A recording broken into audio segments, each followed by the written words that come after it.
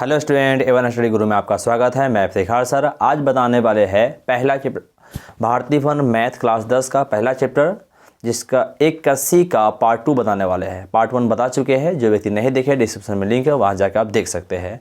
81 का पार्ट 1 तक में हम 4 तक बता चुके थे।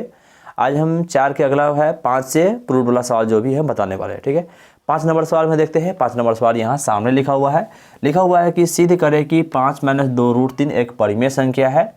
इसको सिद्ध करने के लिए क्या करते हैं कि पहले इसे अपरिमेय संख्या सिद्ध करना है। यानी कि सिद्ध करें कि 5 - 2√3 एक अपरिमेय संख्या, ये हमें सिद्ध करना है। जब भी संख्या अपरिमेय सिद्ध करना होता है तो परिमेय हम मानते हैं।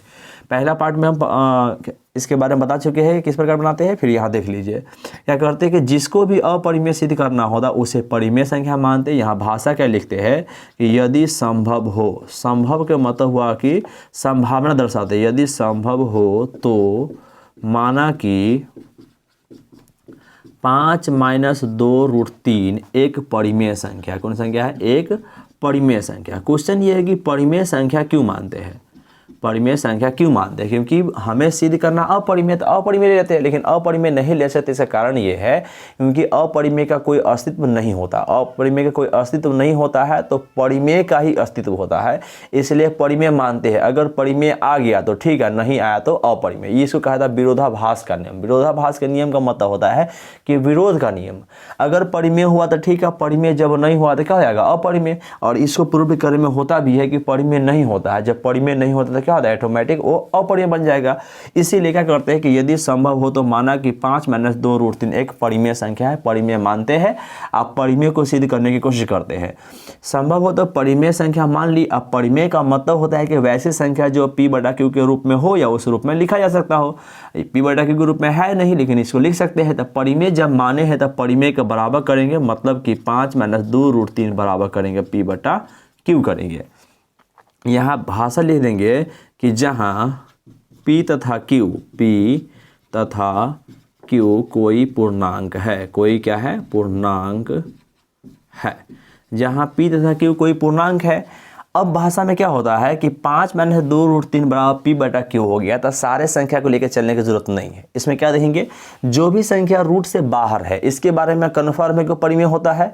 हमें तो कन्फर्मेशन लेना किसके? जो रूट के अंदर है। और रूट के अंदर वाला कन्फर्मेशन लेने के लिए हम क्या करेंगे? रूट के अंदर वाले सवाल को ही हम सिद्ध करेंगे। मतलब कि यहाँ पर रूट के अंदर कौन है? √3 है। तो यहाँ पर सिर्फ अब हम लेकर चलेंगे √3 को। सभी को न लेके हम √3 को ले लेंगे, P/Q के बराबर लेंगे। क्या लेंगे? √3 को P/Q के बराबर ले लेंगे। तो यहाँ लिखेंगे √3 बराबर लिख देंगे P/Q। कहिएगा सर ये सब कहाँ चला गया? तो ये सब कहीं गया नहीं है, बल्कि इसी सवाल में क्या है, सारे को परिमेय माने। इसका मतलब हम कह सकते हैं 5 परिमेय है, 2 परिमेय, √3 परिमेय है। हम कन्फर्म है कि ये परिमेय होता है, कन्फर्म इस पर नहीं है, इसीलिए इसको लेकर चलेंगे, बाद बाकी को छोड़ देते अभी हम। √3 बराबर P/Q की है। अब √3 का वर्गमूल तो निकलता नहीं है। जिस संख्या का वर्गमूल नहीं निकलता है उस संख्या को वर्गमूल से निकालने के लिए वर्ग करना होता है। क्या लिखते हैं? यहाँ भाषा लिखना होगा कि दोनों तरफ वर्ग करने पर लिखेंगे दोनों तरफ वर्ग करने पर। दोनों तरफ का मतलब यहाँ √3 है तो √3 का स्क्वायर करेंगे। इधर P/Q है तो P/Q का स्क्वायर करेंगे। √3 के स्क्वायर करते हैं ना, स्क्वायर से रूट खत्म हो जाता है तो सिर्फ 3 बचेगा बराबर। P का स्क्वायर हो जाएगा P स्क्वायर, Q का स्क्वायर हो जाएगा Q स्क्वायर। कर दिए। अब यहाँ जो बचता है 3 बराबर P स्क्वायर रहने देते हैं। Q स्क्वायर को 2 भाग में तोड़ते हैं, Q × Q तोड़ते हैं। एक Q को इस साइड में लाएंगे ना तो Q यहाँ भाग में यहाँ गुना हो जाएगा। गुना होने का मतलब 3 के साथ Q में गुना करेंगे तो क्या हो जाएगा? 3Q हो जाएगा। उधर बचेगा P स्क्वायर बट्टा हो जाएगा Q। 3Q बराबर P स्क्वायर Q बचता है। अगर मान लिया कि PQ पूर्णांक है, पूर्णांक के रूप में अगर कोई संख्या हम रखना चाहे, जैसे मान लिया कि P का मान 1, Q का मान 2, P का मान 2, 3 रखने, कोई भी मान रखेगा ना तो क्या होता है कि PQ का मान जब भी रखते हैं ना तो ये पूर्णांक संख्या आता है। और ये भिन्न संख्या आता है।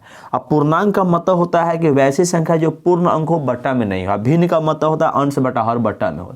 मतलब ये हमेशा पूर्णांक का हमेशा भिन्न आएगा। ये दोनों में बहुत बड़ा दुश्मनी होता है कि समझिए प्रकार से कि ये कभी पूर्ण भिन्न के बराबर नहीं हो सकता है। कभी पूर्णांक जो है कभी बट्टा में नहीं हो सकता है। ये बट्टा वाला कभी पूर्णांक में नहीं आएगा, हमेशा बट्टे में रहेगा। तो ये कहता है कि हम बट्टा में नहीं जाएंगे, ये कहता है हम पूर्णांक में नहीं जाएंगे। मतलब क्या है, दोनों बराबर हो सकता है? नहीं ना हो सकता है।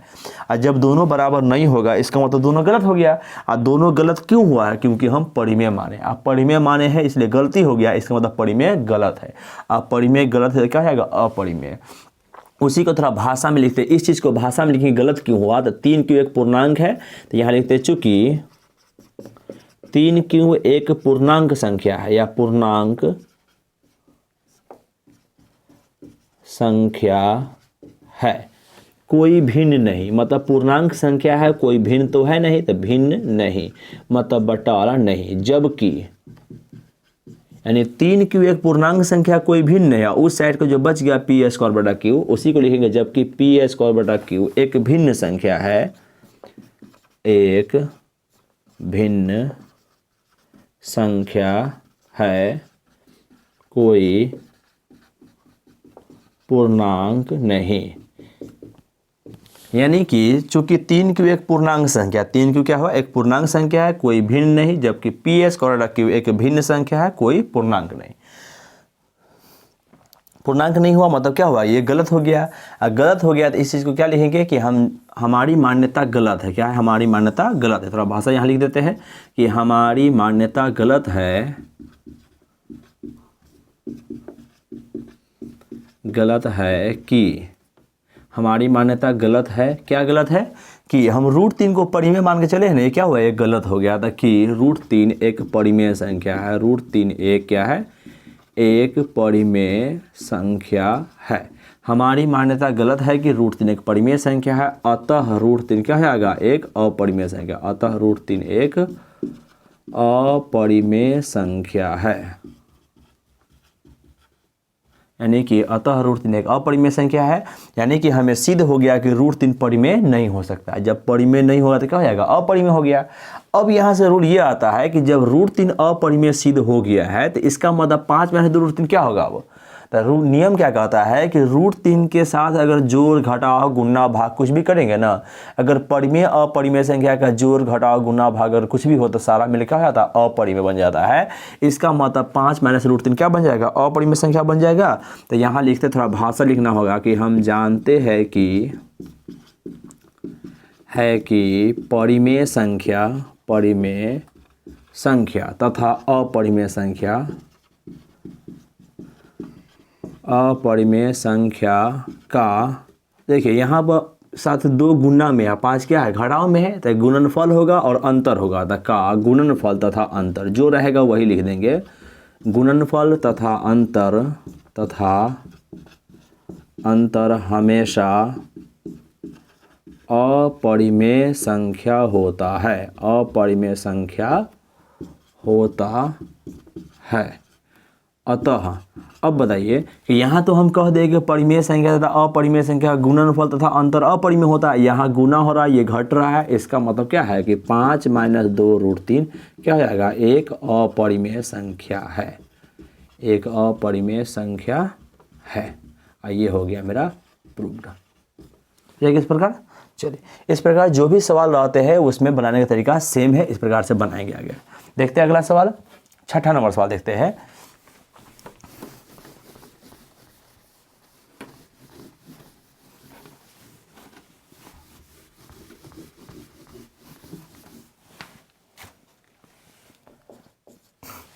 छठा नंबर सवाल में है, लिखा हुआ है सिद्ध करे कि 5 बटा √7 एक परिमेय संख्या नहीं है। मतलब उसी के बारे में कह रहा है कि सिद्ध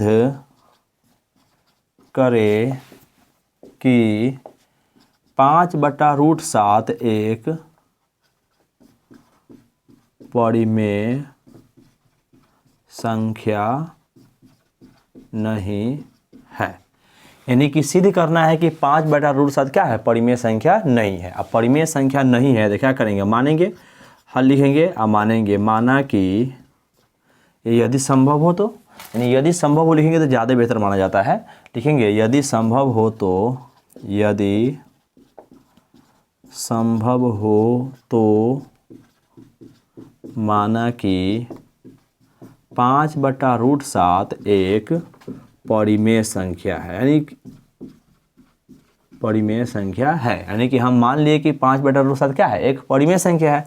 अब परिमेय संख्या जैसी माने तो क्या हो जाएगा, 5/√7 बराबर हो जाएगा P/Q के। जहाँ P तथा Q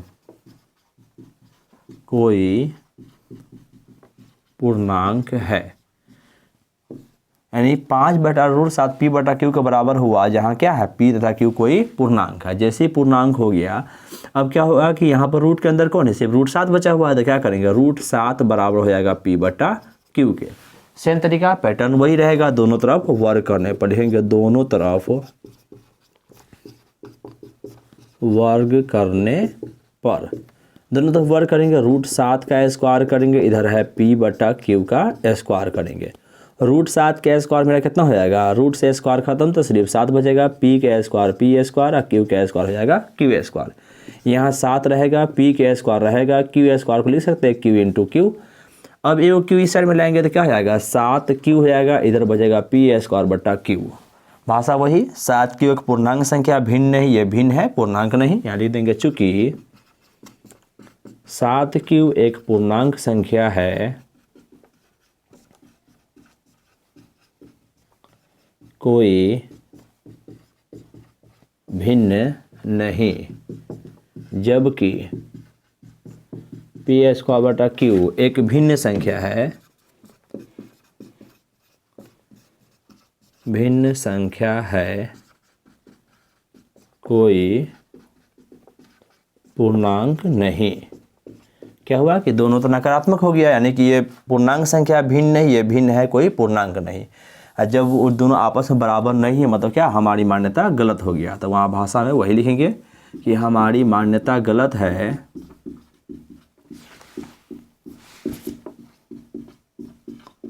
कि क्या गलत है, क्योंकि हम √7 को परिमेय लेके चले हैं, तो हमारी मान्यता गलत है कि √7 एक परिमेय संख्या है।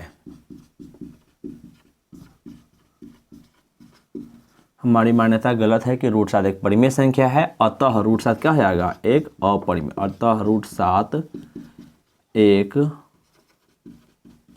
अपरिमेय संख्या है। यहाँ तो लिख दिए। अब अपरिमेय संख्या हो गया, उसके साथ तो 5 के भाग में आया है, यानी भागफल में आया है, तो लिख देंगे हम जानते हैं कि परिमेय तथा अपरिमेय संख्या का भागफल हमेशा अपरिमेय संख्या होता है। अतः अब क्या हुआ कि यहाँ पर 5/√7 है, अतः 5/√7 एक अपरिमेय संख्या है।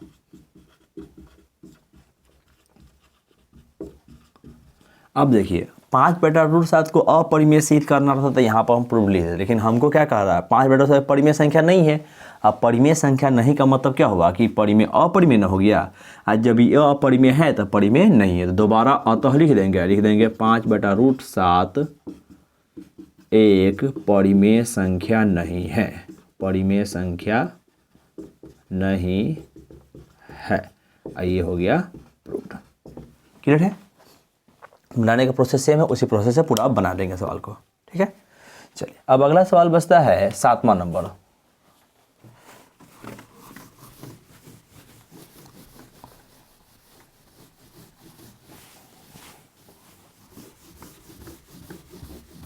सब में बनाने का प्रोसेस सेम है, ज़्यादा प्रोसेस कोई दिक्कत नहीं होगा। ठीक है, 7वां नंबर देखिए क्या लिखा हुआ है, सिद्ध करे कि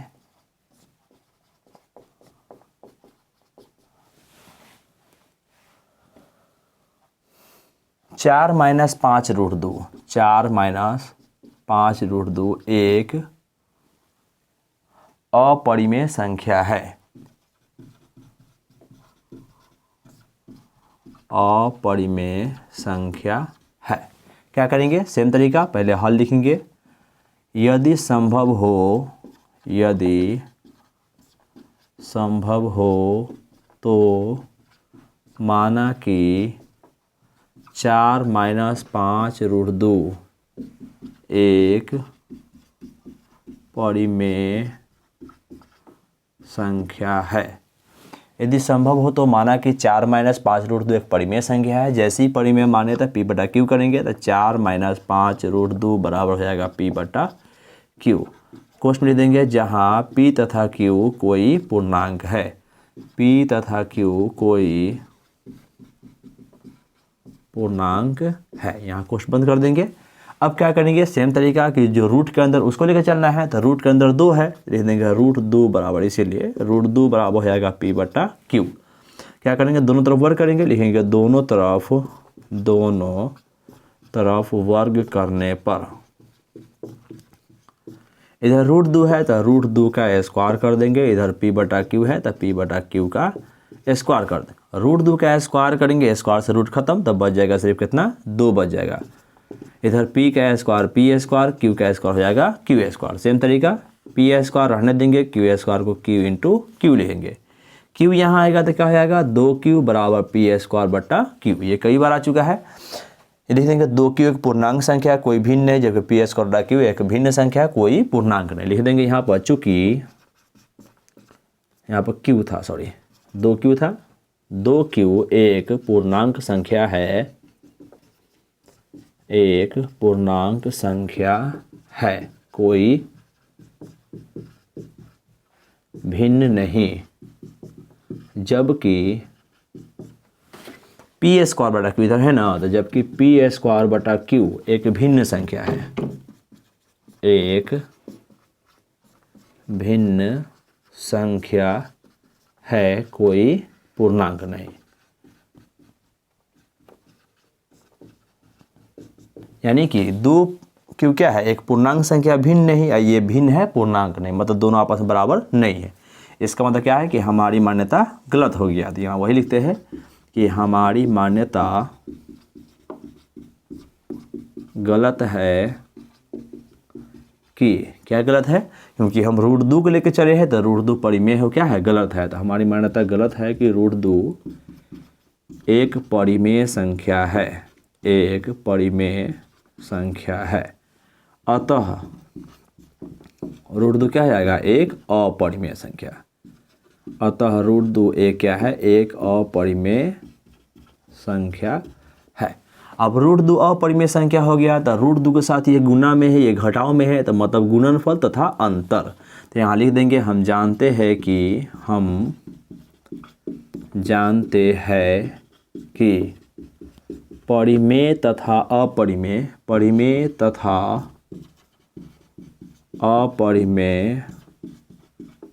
संख्या का गुणनफल तथा अंतर, क्योंकि गुना हो रहा है और घट रहा है, तो गुणनफल तथा अंतर हमेशा अपरिमेय संख्या होता है, अपरिमेय संख्या होता है। और जैसी अपरिमेय संख्या होता है, इसका मतलब गुना हुआ और अंतर क्या हुआ, पूरा अपरिमेय बन जाएगा। इसका मतलब 4 - 5√2 अपरिमेय संख्या, तो अतः 4 - 5√2 एक अपरिमेय संख्या है। ये मेरा क्या हुआ, प्रूफ हो गया, हो जाएगा। लगभग देखिए हो जाएगा। पूरा पैटर्न क्या है, सेम है, इसी पैटर्न से पूरा बनाना है। अब आते हैं लास्ट सवाल है 8वां नंबर, जो थोड़ा सा पलट दिया है। सवाल में कोई लफड़ा नहीं, बनाने का तरीका सेम है, जैसे बनाया है, जैसे सीखे हैं, सेम वैसे ही बनाना है, लेकिन यहाँ पलटा हुआ है, तो कभी कभी कन्फ्यूजन होता है कि कैसे बनेगा। चलिए 8वां नंबर भी देख लेते हैं।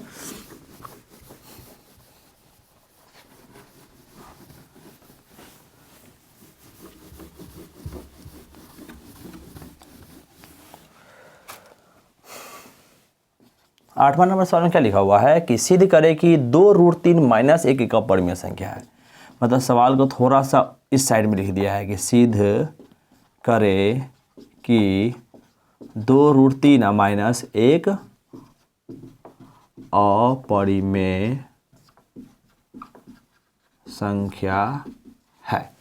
यानी कि यहाँ पर एक मैंने सब में देख लिया √3 वाला उस साइड रहता है, लेकिन इसमें इस साइड दिया है, उससे ज़्यादा कोई फर्क नहीं पड़ेगा। बनाने का तरीका अब सेम पैटर्न पकड़े रहिए। कैसे पकड़ेगा? अपरिमेय सिद्ध करना है तो हल लिखेंगे माना यदि संभव हो तो, यदि संभव हो तो माना कि 2√3 माइनस 1 परिमेय संख्या है। परिमेय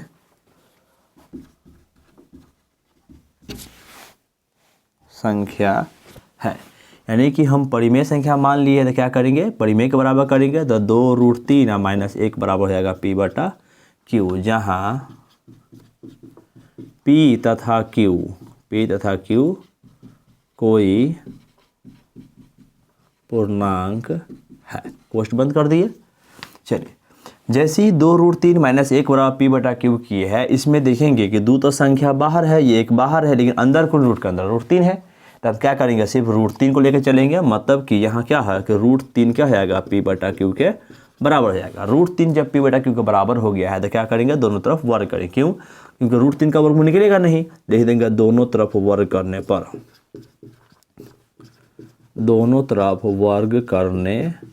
पर, इधर √3 है तो √3 का स्क्वायर कर देंगे, इधर P/Q है तो P/Q के स्क्वायर कर दिए।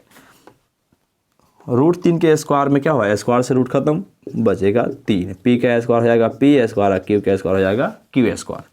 सेम प्रोसेस, 3 रहेगा ही, P स्क्वायर हो जाएगा, Q इंटू Q कर देंगे, Q यहाँ आएगा, क्या हो जाएगा? 3Q बराबर हो जाएगा P स्क्वायर बटा Q। दिक्कत नहीं है यहाँ तक है। उसी प्रकार ये पूर्णांक है, भिन्न नहीं, ये भिन्न है, पूर्णांक नहीं, वही भाषा लिखेंगे। चूंकि 3Q एक पूर्णांक संख्या है, कोई भिन्न नहीं, जबकि P स्क्वायर बटा Q एक भिन्न संख्या है। एक क्या है?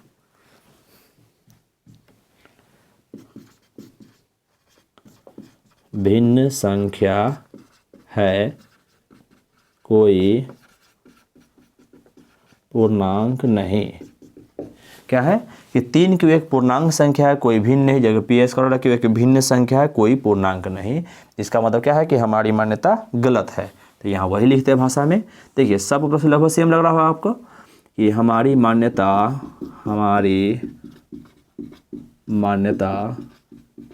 गलत है कि क्या गलत है? क्योंकि हम √3 लेकर चले हैं, तो हमारी मान्यता गलत है कि √3 एक परिमेय संख्या है, एक परिमेय संख्या है। अतः √3 एक अपरिमेय संख्या है, अपरिमेय संख्या है। जैसे √3 अपरिमेय संख्या हो गया तो क्या हो जाएगा? √3 के साथ 2 गुना में, ये क्या है? घटाव में है। इसका मतलब गुणनफल तथा अंतर क्या आएगा? अपरिमेय। उसी को भाषा लिखेंगे कि हम जानते हैं कि परिमेय तथा अपरिमेय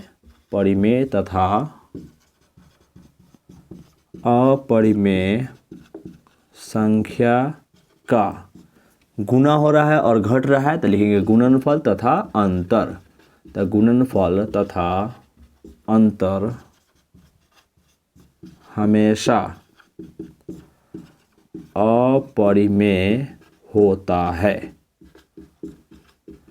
जैसे अपरिमेय होता है, इसका मतलब क्या है? पूरा अपरिमेय हो जाएगा। तो अतः 2√3 माइनस 1 एक अपरिमेय संख्या है। ये क्या हो गया? प्रूफ हो गया। क्लियर है? चलिए, क्लियर हो गया ये वाला सवाल। ये आर तक हुआ, पूरा खत्म हो गया सवाल। इसके में अब देख लीजिए, जो बनाने में आपको कहीं दिक्कत लगा हो तो कमेंट कीजिएगा। अगर समझ में आ गया तो लाइक कर दीजिए। जो व्यक्ति नए हैं सब्सक्राइब जरूर कर दीजिएगा। बाकी जो पीछे वीडियो नहीं देखे हैं, आप डिस्क्रिप्शन में लिंक है, वहाँ जाकर देख लीजिए। आगे वीडियो जब बनेगा हम यहाँ डिस्क्रिप्शन में लिंक में डाल देंगे, आप वहाँ जाकर देख सकते हैं। उसके अलावा प्लेलिस्ट में जाकर आराम से देख सकते हैं, चैप्टर बाय चैप्टर प्लेलिस्ट बना दी है, आप जाके देख सकते हैं। अगर कोई दिक्कत है तो कमेंट जरूर कीजिएगा। मिलते हैं अब अगले वीडियो में।